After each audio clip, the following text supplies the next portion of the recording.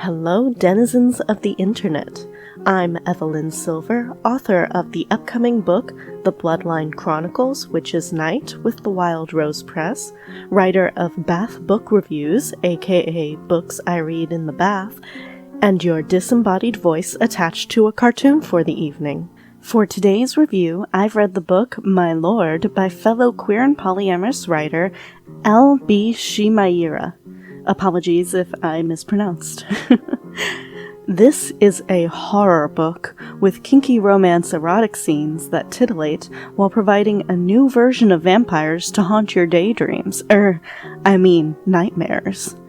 Since this author is less well known than the author of my previous Bath book review focusing on A Court of Thorns and Roses, I shall do my best not to reveal too many spoilers. I'll try to limit myself to spoilers provided by the author in their description of the book. The thing I liked best about this story is that the author knows what they're doing. What I mean is, they know kink. While there's some horrific stuff throughout the book, including mutilation, murder, and cannibalism, not a spoiler, it's in her content warning at the beginning, the kink is presented well. There's even a perfectly written afterword providing extra information at the end of the novel that is absolutely a must-read. It's a refreshing change of pace to see healthy kink and education being advocated for in print, so bravo!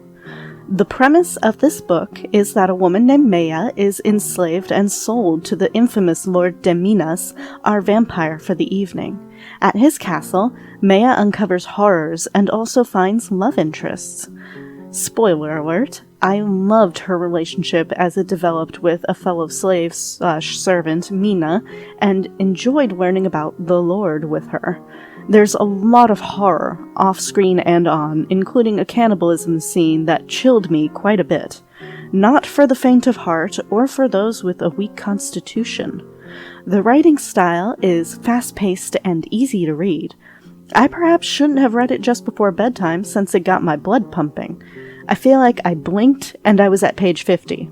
There were also a few things here and there, like repeated words and phrases, and a few exclamation points that I felt should have been edited out, and the constant internal dialogue from the protagonist, Maya, was a little much for me, but overall not badly written.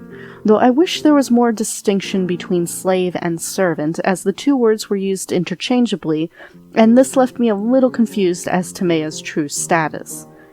I'm not sure what this says about me, but the scenes with Lord de Minas read a bit like some in-real-life roleplay scenes I've enjoyed. There's a level of off-screen threat of violence and horror that's thrilling when you know it isn't going to be inflicted on the main character. I've written before about unhealthy romance and enjoying such fiction, and I think this author has managed to do something I want more authors to do. They use the Twilight pineapple. The definition of this from my unhealthy romance article is a way to show the audience that it's okay to enjoy unhealthy fantasies without advocating for them in real life. They understand their role as a storyteller, but also as a dominant, with us, the readers, acting as their submissive through fiction. This is a role play, and the author makes that clear, even providing aftercare in the afterword, and providing proper consent for the reader in the content warnings at the beginning.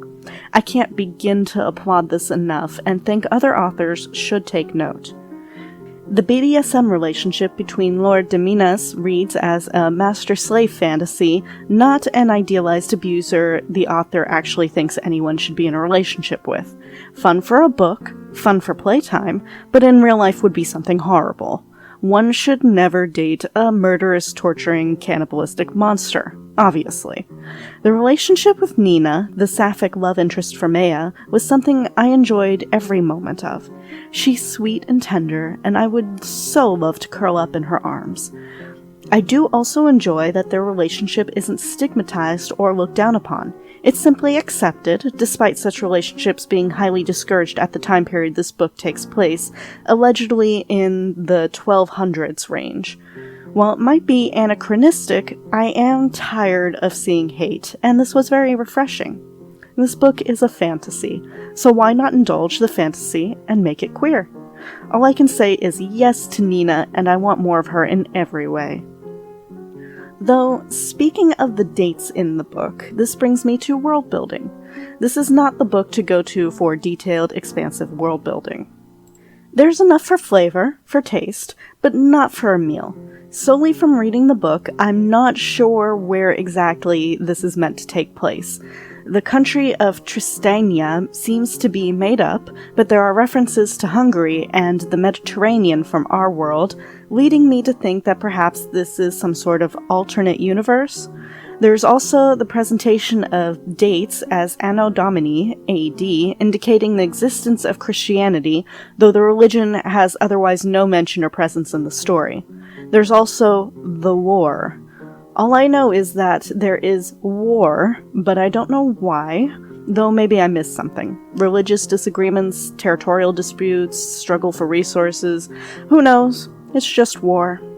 But, with the main plot focusing on the relationships that Maya has and the mystery of Lord Deminas and his strange thirst, we don't really need to know. This isn't a book about war, it's a book about horror and kink. Like I said, the world building is there for flavor, but that's all. It's like painting the walls in a kink dungeon red. It's cool, but you are gonna have fun regardless of the colors of the wall.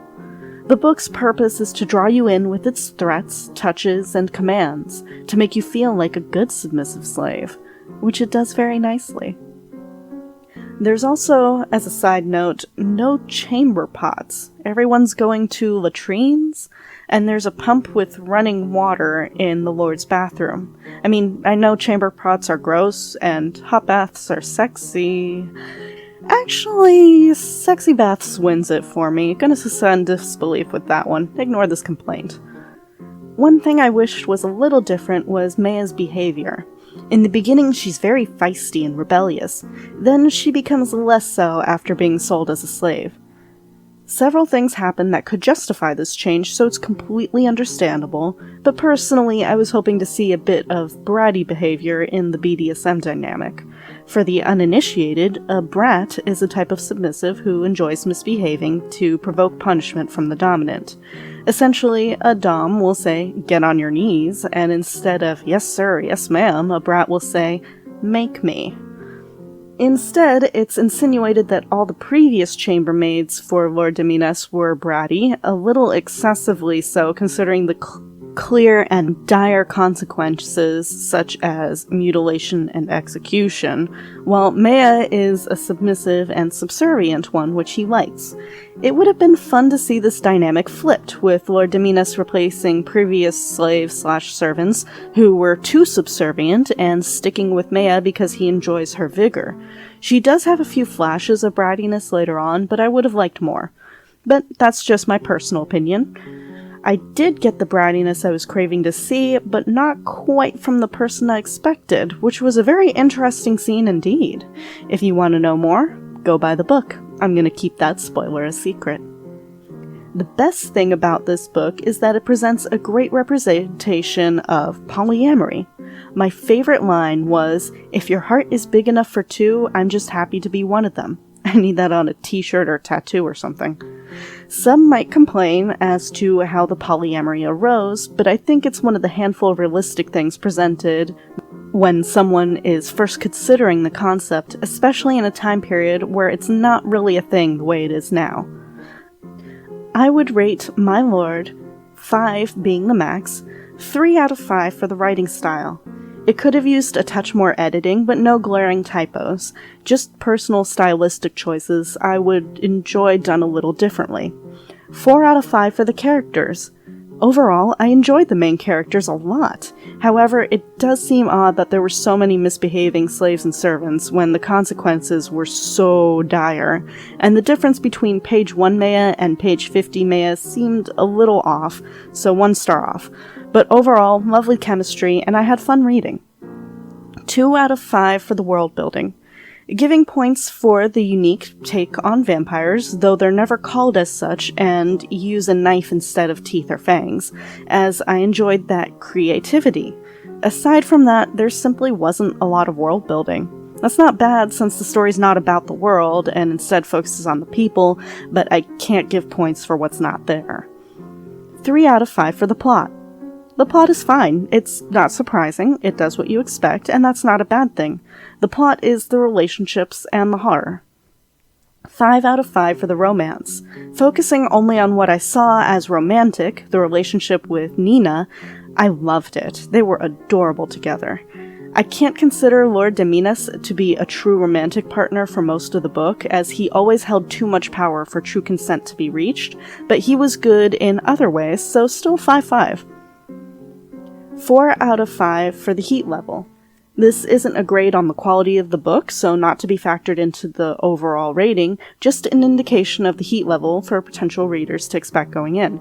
It's not all sex all the time, but it gets explicit and kinky and hot. This was interesting to try to grade, but I decided on 4 out of 5 for health of the relationship. Not to say that the relationship between Maya and Lord de Minas is healthy at all. He literally owns her, and could and would mutilate or murder her if he wanted to. And he has to others. That's not healthy, so point off because I can't let that slide. However, and this is huge, the author knows this. This book is not written to be super healthy in that regard. It's for the fun of the reader and the writers, but does heavily press on the importance of consent in sex.